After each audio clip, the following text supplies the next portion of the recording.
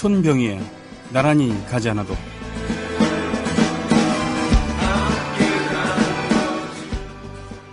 민영화 얘기가 나올 때마다 목에 핏대를 세우며 반대하는 사람입니다.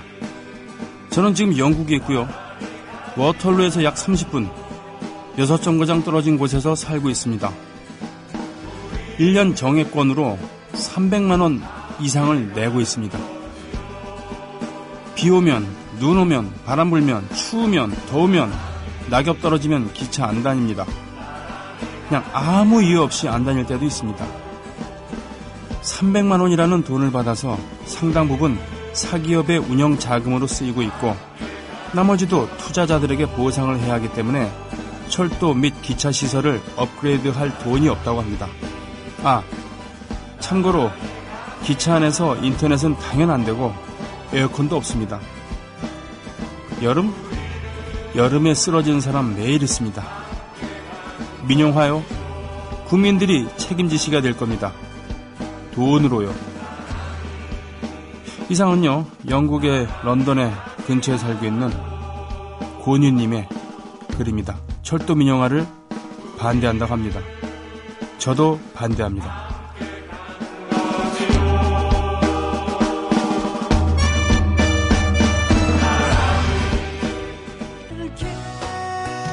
올겨울 사랑하고 계신가요? 사랑하는 사람과 이 노래를 들어보세요. 인디 뮤지션 카브가 노래합니다. 천사의 시, 카브의 러브 발라드, 사랑의 시. 각종 음원 사이트에서 CARVE 카브를 검색하세요.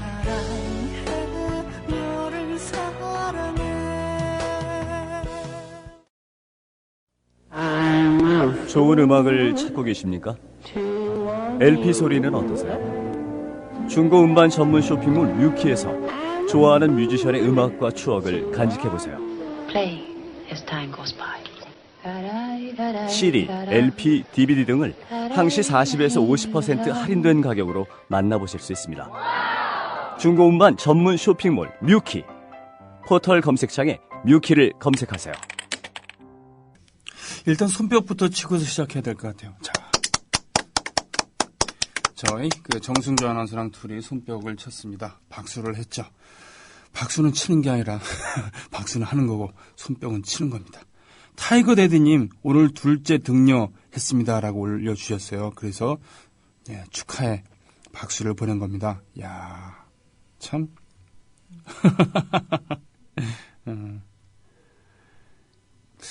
한 아이가 태어난 것은 하나의 우주가 생긴 것 아니겠습니까? 그죠?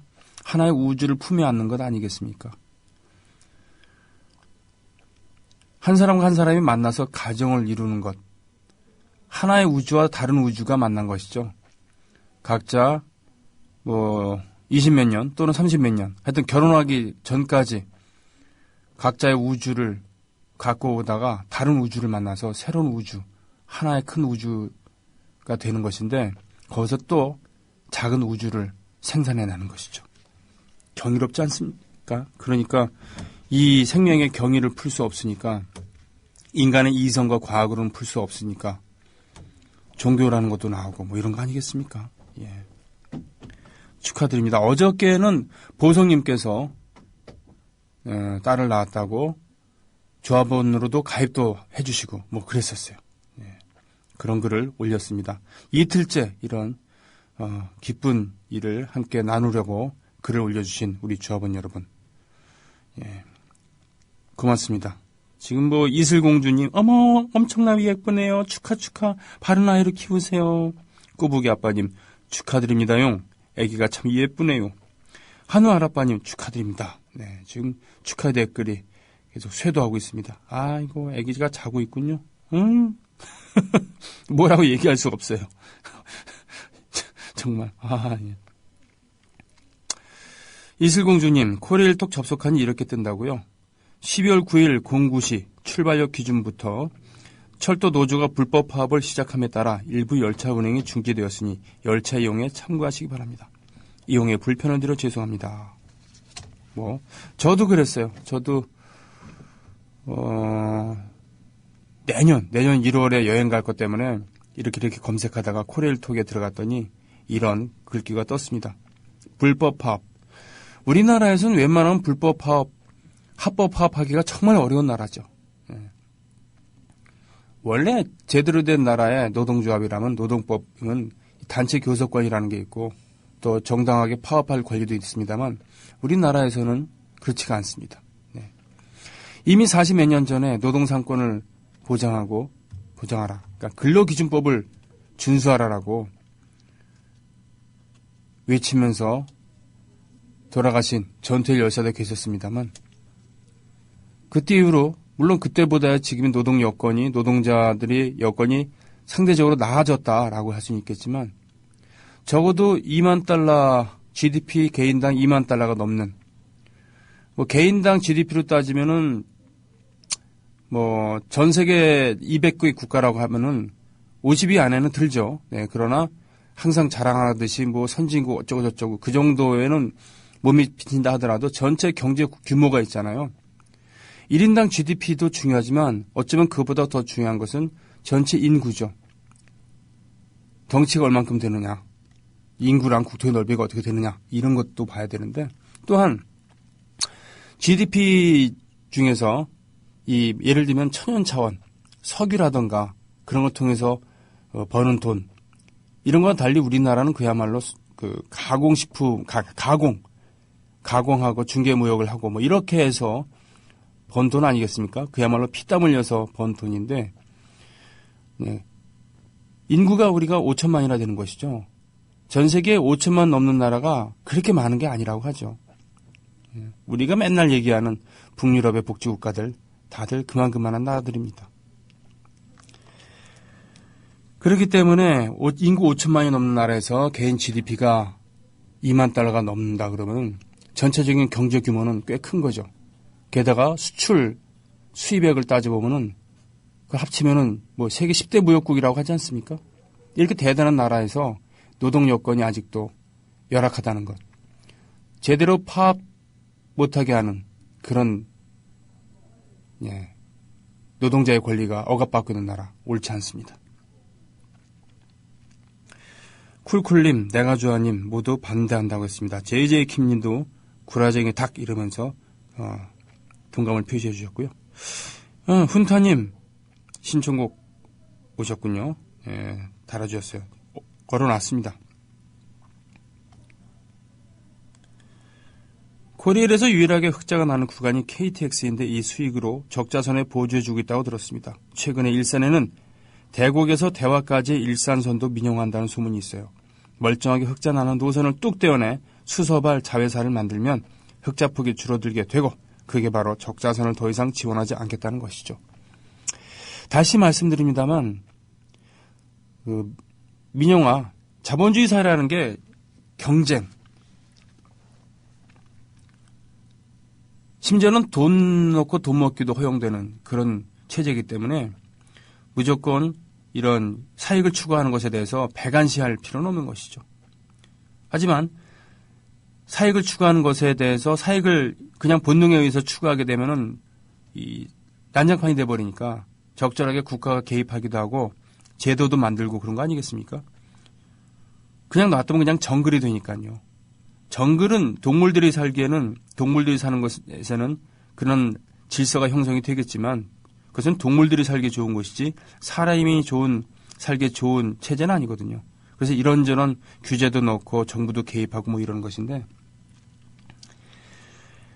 그렇기 때문에 그럼에도 불구하고 사익을 추구함에도 불구하고 나라의 체제가 있기 때문에 국가가 존재하는 이유 중에 하나는 바로 그 안에 있는 사람들을 보호해야 되는 최선의 장치들.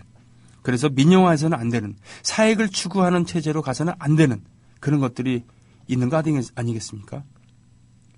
저는 그게 먹고 의는 아니라 하더라도 인간은 기본적으로 보장받아야 될 물, 전기, 가스, 타고 다니는 것, 뭐 이런 거 말이죠. 인간으로서 최소한의 품위를 지킬 수 있는 그런 것들은 나라에서 보장해 줘야 된다라는 생각입니다. 교육, 의료, 돈 없어서 공부를 못하고 말이죠. 공부를 한다는 것은 결국은 자신의 그 사익을 추구하는 것이게 되지만 그것이 모이면 국익이 되는 거 아니겠습니까? 좋은 인재들이 넘쳐나는 그런 나라라면은 미래가 밝은 거 아니겠어요? 그러니까 그런 뭡니까? 투자 대비 효과의 그런 원리를 얘기를 하는 측면에서도 가르치는 것은 공짜로 가르쳐도 상관없는 것이죠. 공짜로 가르쳐도 뭐 할 말이 없는 거 아니겠습니까? 그리고 아프다는 것. 건강한 국민이 있으면은 그 국민들이 자기 사익을 추구하는 것. 그것이 또 국가의 경쟁력으로 되는 거 아니겠습니까? 아니, GDP 2만이 넘는 나라에서 돈이 없어갖고는 병들어 죽고 돈이 없어갖고는 배우지 못하고 이게 말이 됩니까? 돈이 없어갖고 밥을 굶고. 그렇기 때문에 저는 어찌됐든 무상급식에 반대하는 그런 사람들은 정말 이거는 아니다라고 생각을 했었고, 그때 한창 이거 가지고 논란이 빚었을 때 무상급식 반대하는 그런 세력에 대해서는 거침없이 비판을 하고 말도 안 된다고 얘기를 한 겁니다. 그런 것처럼요. 이 철도라는 것도 공공재에 해당되잖아요. 가격 대비, 에너지 투입 대비 성능이 아주 뛰어나지 않습니까? 자동차에 비해서 훨씬. 안 그래요? 그 수십 량의 철도, 화물차, 줄지어서 이렇게 가는 거 보면은 괜히 제가 흐뭇해요. 철도를 통해서 항구로 이송이 되고, 사실은 해운이 이 가격 대비 성능으로 보면 대단히 또, 효과가 뛰어난 좋은 그런 운송수단이기도 하고요. 뭐 그렇습니다만, 뭐 그렇다고요. 제가 뭐 철도 전문가는 아닙니다. 그리고 뭐 생산성 이런 수익성 이렇게 얘기하다 보면은 저도 그런 사람들이 얘기하는 것 듣다 보면 속아 넘어갈 수도 있습니다만 속아 넘어가면 안 됩니다. 네, 멀쩡한 속아 넘어가는 광우병도 안 되고요. 또 멀쩡한 철도 이거 민영화 시키자고 얘기해서 그런 거에 속아 넘어가도 안 됩니다. 좀 썰렁한가? 더불어 행복한 세상. 너와 나의 꿈이 눈앞에. 국민 TV. 쥐를 안 잡은 너희들은 앞으로 평생 살이 없다. 이거 뭡니까 이거? 아, 서태훈님이 모시고 있는 고양이는 아니죠? 이 고양이를 뭐라고 부르나요? 이야, 멋있네요. 네팔에 가면은, 우리식으로 얘기하면은 희귀 보호종으로 보호되고 있는 그런 고양이가 있는 모양입니다. 산간 지역에 히말라야 고양이. 품종 이름은 잘 모르겠는데 아무튼 히말라야가 붙어 있는 것 같아요. 무늬가 꼭 표범 같았어요, 정말. 근데 고양이입니다. 그런 녀석이 제 앞을 쓱 걸어가다가 발라당 누워갖고 그 있잖아, 고양이 특유의 한번 이렇게 쓱 긁으면서 지나간 다음에 발라당 누워서 이렇게 애겼다는 거. 야, 뿅 갔습니다. 어떻게 데려올 수도 없고 말이죠. 치우지아님, 어제는 아침부터 방송을 들을 수가 없더니 하루 종일 비가 오대요. 어제 뭐 방송 사고 있었다면서요? 새벽에. 오늘은 아침부터 흐린 날씨네요. 일요일에 원주 오실 때 쿠바를 떠나며가 아니라 냅니다. 쿠바를 음반 좀 가져오실 수 있나요? 공연도 보고 가수한테 사인 음반 사는 것도 좋은 일일 텐데요. 스팅의 레옹 주제곡 좀 틀어주세요라고 했습니다. 일단 걸어놓습니다. 오늘도 좋은 방송 하시고 수고하세요. 그렇군요. 맞습니다. 이번 주 일요일이군요. 15일에 강원도의 조합원 모임. 조합원 총회까지는 아니고요. 그 이름은 모르겠어요. 그 모임 명칭은. 하지만 지역협의회가 아직 결성이 되지는 않고 있다고 합니다. 그러나 지역협의회를 덜 익은 상태로 이렇게 만들지 않겠다. 차근차근 준비해서 단단한 모양새로 완성된 형태로 읽어내겠다라고 하는 강원도 지역의 조합원 여러분들의 의지가 읽힐 수 있는 이미 몇 번 모이셨다고 하죠. 이번 주 일요일에 원주에 있는 어떤 소극장에서 모이기로 하셨다는데 원래는 김용민 PD랑 같이 가기로 이렇게 했었습니다. 광주 다녀오다가 버스 안에서 백마고지님께서 15일날 이러저러 행사한다고 했더니 김용민 PD가 그럼 저도 갈게요. 그래서 그 옆에 있는 저는 그럼 나도 갈게. 나도 시간 돼. 뭐 이랬는데 알고 보니까 김용민 PD는 선약이 있었던 것이죠. 그래서 얼결에 저 혼자 가게 됐습니다. 국민TV 정식 협찬하는 그런 행사는 아닐 테고요. 하지만 강원도 지역 협의회를 꾸리는 노정에 있는 그런 길에 기꺼이 함께 하기로 했습니다.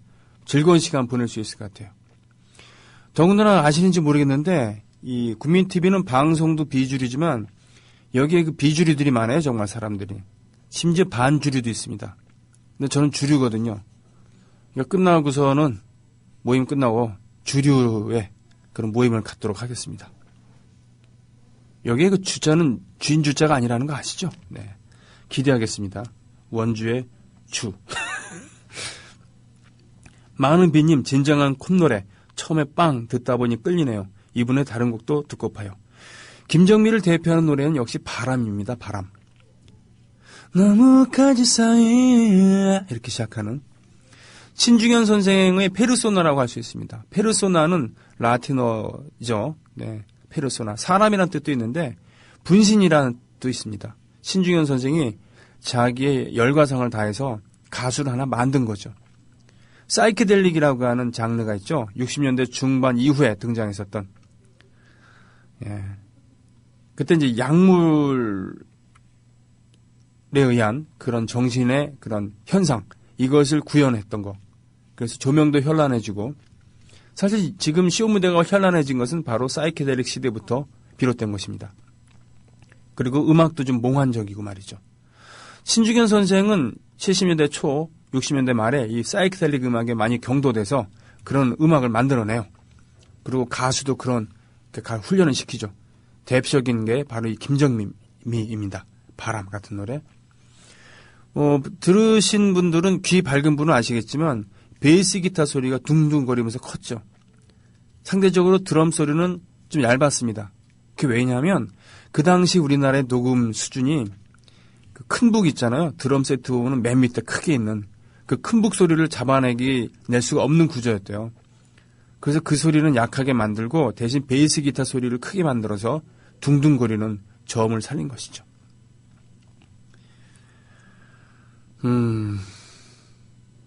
도둑놈이 큰소리치는 기막힌 세상, 대한민국. 이 사진이 들어있는 만평, 왕싸가지님. 이 말이 맞습니다. 이 새누리당은 뭐든지 막말 파문으로, 막말 구도로 가져가려고 하시죠. 가져가려고 합니다. 그래서 이게 팩트에 대한 분석이나 이런 것보다는 막말이냐 아니냐. 어떻게 이런 말을 How do you do? How do you do? 어떻게 나한테 그럴 수 있니? 라고 하는 How do you do? 어떻게 나한테 그럴 수 있어? 이런 걸로만 가져가요. 이게 저작거리에서 싸움을 할 때도 보면요. 잘잘못을 따져야 되는 거 아닙니까? 물론 일단 한판 크게 뜬 다음에 씩씩거리면서 잘잘못을 따질 수도 있지만 아무튼 잘잘못을 따지잖아요. 그래서 심지어 누가 먼저 때렸느냐 이런 얘기가 중요하지만 도대체 왜 싸움이 비롯됐는지 이걸 조사하잖아요. 파출소에 둘 다 끌려가서라도. 근데 새누리당은 안 그래요. 어떻게 네가 이럴 수 있니? 이거 갖고 가요. 더군다나 요즘 뭡니까? 북한에서는 장성택 서열 2위. 야, 김일성의 사위이며 김정은의 고모부입니다. 물론 이 김정남이라고 하는 배다른 큰 형의 후견인을 했죠. 네, 장성택. 그래서 김정남이 낙동강 오리알이 될 때 잘 보살펴줬습니다. 그렇기 때문에 밖에서도 풍족하게 즐기면서 살 수 있었던 것인데 장성택이 저렇게 잡혀갔으니 그것도 TV 화면을 통해서 공개가 됐습니다. 사진이 공개됐어요. 대단한 일이죠. 엄청난 일입니다.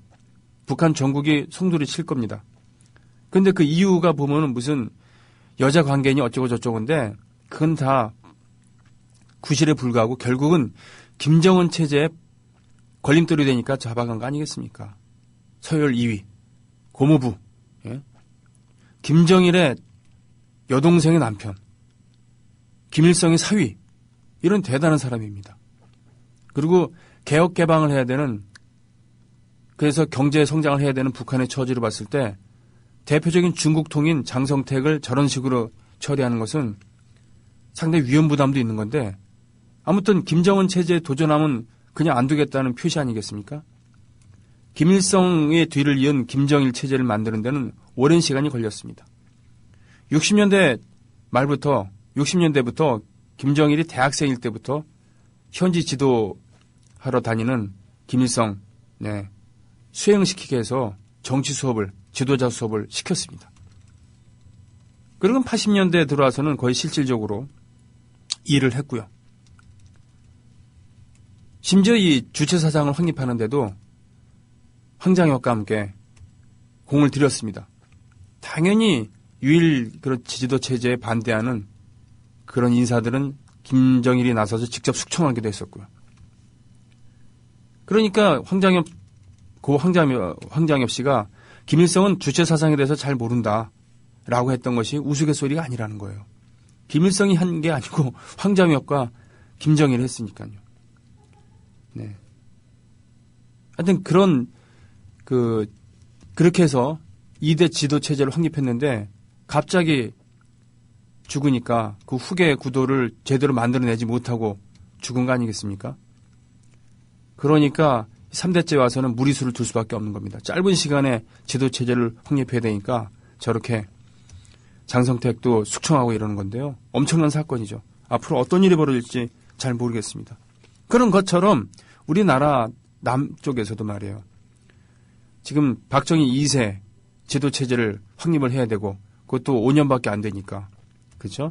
그 전에 확실하게 뭔가 이 틀을 만들어야 되는데 권위주의적인 틀을 여기에 반대하는 집단이나 개인은 깡그리 무시하거나 탄압을 하는 겁니다.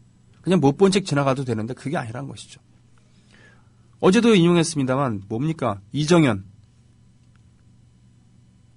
지금 박정희 2세 입과 같은 그런 존재인데 대선 날 자기들이 질 것 같으니까 대선 결과에 승복할 수 없다라는 그런 얘기 하지 않았습니까? 그런 얘기를 한 주제의 말이죠. 민주주의 국가라는 데서는 개인이 이러저렇게 얘기를 할 수가 있는 겁니다. 발언권을 막으면 안 되는 겁니다. 더군다나 의원이라고 한다면은 민의를 대변하는 사람이기 때문에 이러이러한 의견이 있다라고 얘기할 수 있는 거예요. 민주당의 단 한 명의 의원이었습니다. 물론 나중에 양승조, 양승조. 정승조와 양승조가 만나면 양승조가 되겠죠? 좌우승조가 되나? 아무튼 그런데요. 그런 얘기 했다고 말이죠. 지금 둘을 의원총회 그 의원직을 뺏겠다느냐 하면 이런 왕조시대에나 있을 법한 일을 자행하는 것이죠. 그러고 보면은 남북은 드디어 이제 사상적으로 거의 통일되는 것 같으니까 통일이 적기인 것 같습니다. 빨리 김일성 3세랑 박정희 2세랑 만나갖고 통일에 대해서 논의하는 것이 좋지 않을까요? 정말 체제가 점점 둘이 근접해지고 있잖아요. 안 그렇습니까? 더불어 행복한 세상 너와 나의 꿈이 눈앞에 국민 TV 자, 이 민영화에 대해서 의견 밝혀주신 분들 유로파님 군대도 민영화 교도소도 군대도 민영화 교도소도 민영화하려나 설마. 미국은 실제로 전쟁을 수행하는 데 있어갖고 용병들 많이 쓰고 있죠. 그러니까 전쟁을 치르는 프로들, 병사들이 아니에요. 그러나 병사들처럼 무장을 하고 전투에 참여하죠. 회사들입니다. 그 구성원들은 전직 특수부대 출신들이에요. 계약을 맺고서는 미국 정부에서 돈을 지불하죠. 아프가니스탄에서 그런 식으로 싸우고 있습니다. 그 미군의 보조 역할을 합니다만 미군이 적극적으로 나서기 뭐한 그런 지저분한 임무에 투입돼갖고 깔끔하게 일을 처리하기도 하죠. 미국은 그런 나라입니다. 민영화 교도소 많죠, 미국에는. 안 그렇습니까? 미국이 그 교도소가 인도적이다는 얘기 들어보셨습니까? 물론 인도적인 측면이 많겠죠. 우리나라에 비하면 인도적이라는 것이지, 국제적인 기준으로 봤을 때. 악명 높은 교도소 시설들이 몇 군데 있죠. 네, 그런 데서는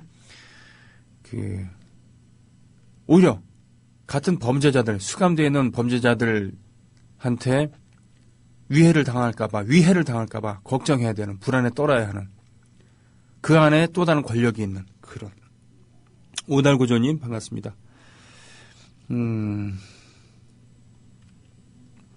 나란히 가지 않아도 응원하는 마음으로 들려주세요 라고 하셨군요. 서태우님, 협박 중이라고요? 왜 이러십니까 도대체. 우리 저 국민TV도 사실은 뭐 이렇게 용기 있게 방송을 하고 있고 내지르고 그렇습니다만, 저도 어디 가면 걱정을 듣습니다. 너 괜찮겠느냐. 그럼 저는 그렇게 얘기하죠. 나는 약과야. 우리 김용민, 서영석 등등 나보다 더한 사람들 많아. 그렇죠? 치더라도 이 두 사람 먼저 치겠죠. 뭐 저 같은 조물에게는 치겠습니까? 이런 얘기를 웃으면서 하는 게 웃는 게 아니야 정말. 정말. 맥쿼리에 흥분한 지가 얼마나 지났다고 다시 철도 민영화에 국민들이 자신의 불편에만 흥분을 하시는지 이해가 가질 않고요. 저는 판교선을 타고 다니는데 왜 그것만 기본요금 1,750원을 내야 하는지도 민자는 두렵습니다. 왕싸가지님, 그렇죠. 이 코레일 사장 최연해, 이 양반이 예전에 철도대학 총장이었을 때 이 고속철도, 그러니까 코레일, 그러니까 KTX 민영화하면 안 된다라고, 제가 알기로는 무려 조선일보에 기고를 하지 않았는가 싶은데요. 한번 볼까요? 제가 검색을 좀 해볼게요. 이런 사람이 코레일 사장으로 취임해갖고 지금 왕싸가지님께서 올려주신 사진처럼 찰떡궁합을 이루어갖고 박정희 2세와 지금 코레일을 민영화하겠다는 그런 거. 직위에 따라서 사람의 소신이 이렇게 바뀌어도 되는 것인가? 라는 극명한 예를 보여주고 있죠. 그렇군요. 우리 육체파 지식노동자 김남훈 씨가 페이스북에서 인용을 해줬어요. 뭐라 그랬냐면은, 사장님 자리에 오르기 전에 쓰신 고속철도 칼럼인데 구구절절 옳은 말이라고 했습니다. 맞아요. 무려 조선일보에 2012년 1월 31면 오피니언에 전 한국철도대학 총장 직함으로 최연해 국익에 역행하는 고속철도 민간 개방 이렇게 올렸어요. 예? 그러면서 밑에 중요 표시되어 있고 당구장 표시되어 있고 외부 필자의 원고는 본지의 편집 방향과 일치하지 않을 수도 있습니다. 외부 필자의 원고는 본지의 편집 방향과 일치하지 않을 수도 아니죠. 외부 필자의 원고는 필자의 직위에 따라 일치하지 않을 수도 있습니다. 라고 해야 되겠군요. 새로 가입하신 두 분 소개하겠습니다. 양군 19님 반갑습니다. 사는 곳은 밝혀주지 않으셨어요. 전남 여수시 신기동에서 홍어삼함님 반갑습니다. 제가 1월 1일부터 1월 4일까지 지금 현재로서는 가족과 함께 여행을 떠나려고 생각 중이거든요.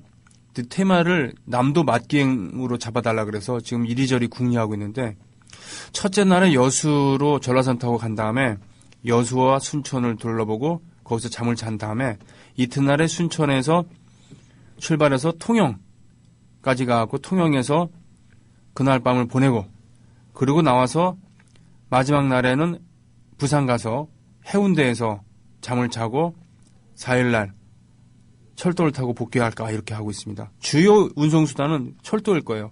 전라선 타고 가서 여수 순천 돌아본 다음에 순천에서는 통영까지 갈 때 고려 중입니다. 이 렌트카를 이용할까 아니면은 진주까지 기차를 타고 무궁화호를 타고 가서 진주에서 통영까지 버스를 타고 갈까.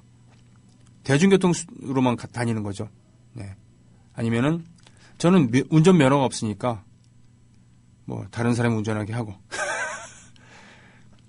예.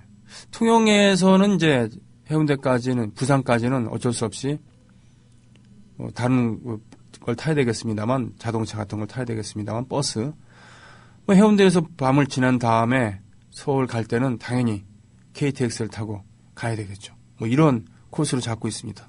여수 밤바다.